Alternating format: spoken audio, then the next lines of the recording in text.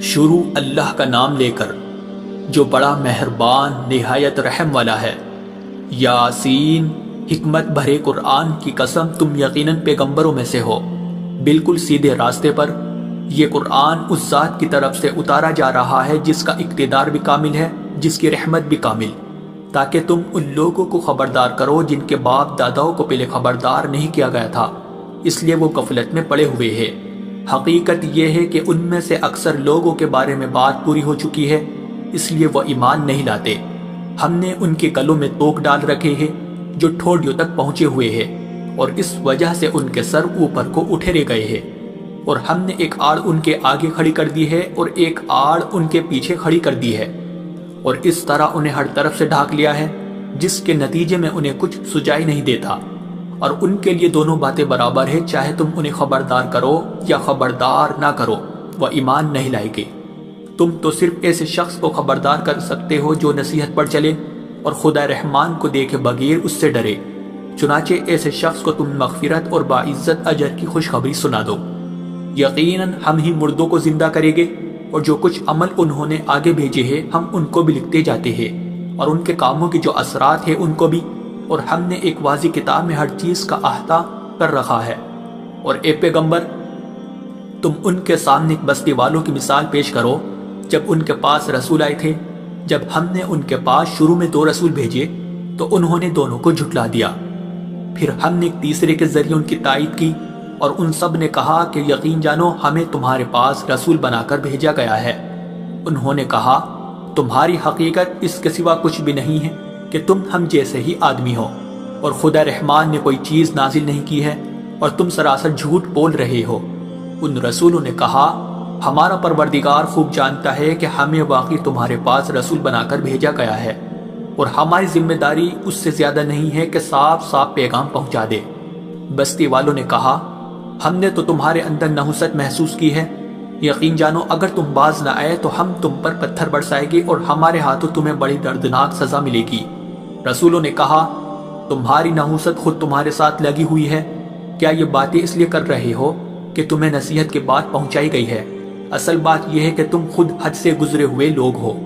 اور شہر کے پلے علاقے سے ایک شخص دوڑتا ہوا آیا، اس نے کہا اے میری قوم کے لوگوں، ان رسولوں کا کہنا مان لو،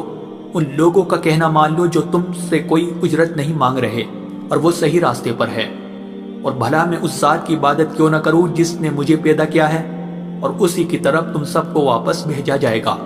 بھلا کیا اسے چھوڑ کر میں ایسوں کو معبود مانوں کہ اگر خدا رحمان مجھے کوئی نقصان پہنچانے کا ارادہ کر لے تو ان کی سفارش میرے کسی کام نہ آئے اور نہ وہ مجھے چھڑا سکے؟ اگر میں ایسا کروں گا تو یقیناً میں کھلی گمراہی میں مبتلا ہو جاؤں گا۔ میں تو اپنے پروردگار پر ایمان لا چکا، اب تم بھی میری بات سن لو۔ آخر کار بستی والوں نے اسے قتل کر دیا، اور اللہ کی طرف سے اس سے کہا گیا کہ جنت میں داخل ہو جاؤ۔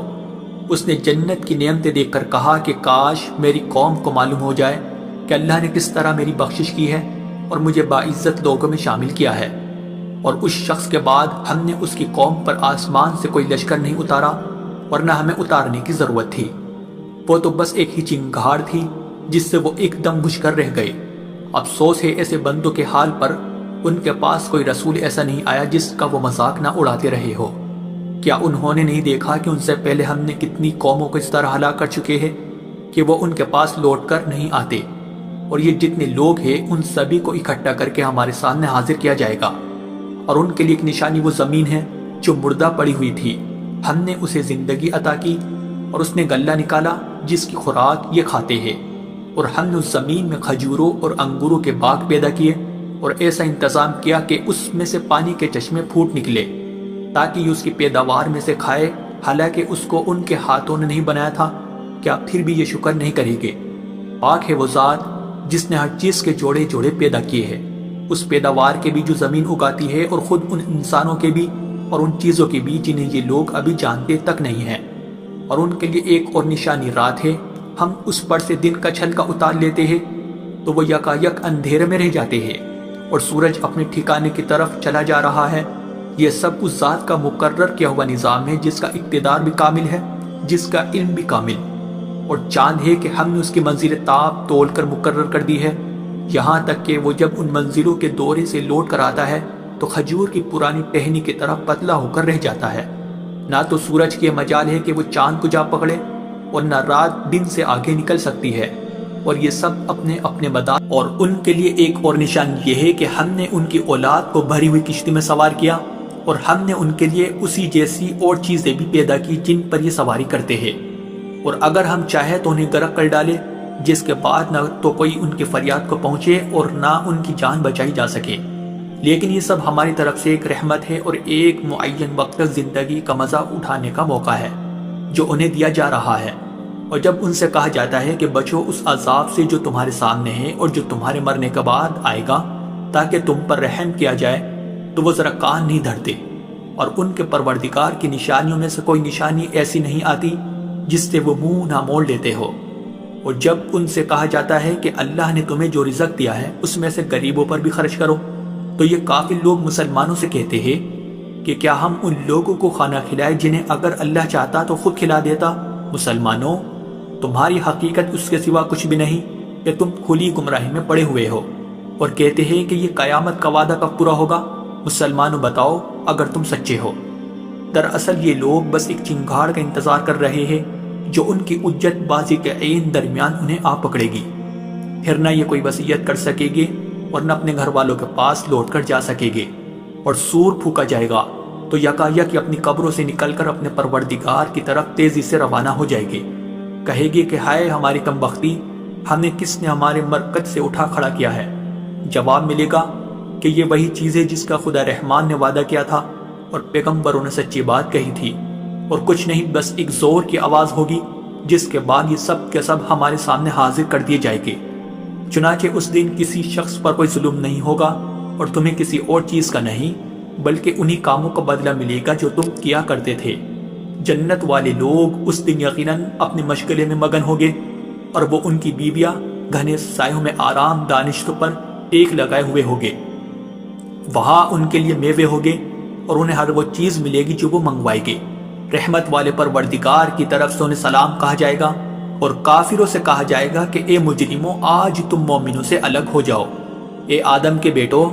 کیا میں نے تمہیں یہ تاکید نہیں کر دی تھی کہ تم شیطان کی عبادت نہ کرنا، وہ تمہارا کھلا دشمن ہے، اور یہ کہ تم میری عبادت کرنا، یہی سیدھا راستہ ہے۔ اور حقیقت یہ ہے کہ شیطان نے تم میں سے ایک بڑی خلقت کو گمراہ کر ڈالا، تو کیا تم سمجھتے نہیں تھے؟ یہ ہے وہ جہنم جس سے تمہیں ڈرایا جاتا تھا، آج اس میں داخل ہو جاؤ کیونکہ تم کفر کیا کرتے تھے۔ آج کے دن ہم ان کے منہ پر مہر لگا دیں گے، اور ان کے ہاتھ ہم سے بات کریں گے اور ان کے پاؤں گواہی دیں گے کہ وہ کیا کمائی کیا کرتے تھے۔ اور اگر ہم چاہیں تو یہی دنیا میں ان کی آنکھیں مل یا میٹ کر دیں،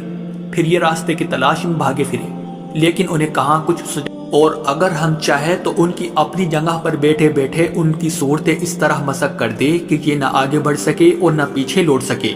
اور ہم جس شخص کو لمبی عمر دیتے ہیں اسے تخلیقی اعتبار سے الٹ ہی دیتے ہیں، کیا پھر بھی انہیں عقل نہیں آتی؟ اور ہم نے اپنے ان پیغمبروں کو نہ شاعری سکھائی ہے اور نہ وہ ان کے شایان شان ہیں، یہ تو بس ایک نصیحت کی بات ہے، اور ایسا قرآن جو حقیقت کو کھول کھول کر بیان کرتا ہے تاکہ ہر اس شخص کو خبردار کرے جو زندہ ہو، اور تاکہ کفر کرنے والوں پر حجت پوری ہو جائے۔ اور کیا انہوں نے یہ نہیں دیکھا کہ ہم نے اپنے ہاتھوں کی بنائی ہوئی چیزوں میں سے ان کے لیے مویشی پیدا کیے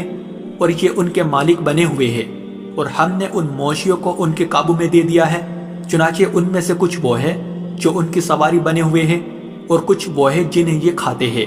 نیز ان کو ان مویشیوں سے اور بھی فائدہ حاصل ہوتے ہیں اور پینے کی چیزیں ملتی ہے، کیا پھر بھی یہ شکر نہیں بجا لائے گے؟ اور انہوں نے اللہ کو چھوڑ کر اس امید پر دوسرے خدا بنا رکھے ہیں کہ انہیں ان سے مدد ملے، حالانکہ ان میں یہ طاقت ہی نہیں ہے کہ ان کی مدد کر سکے،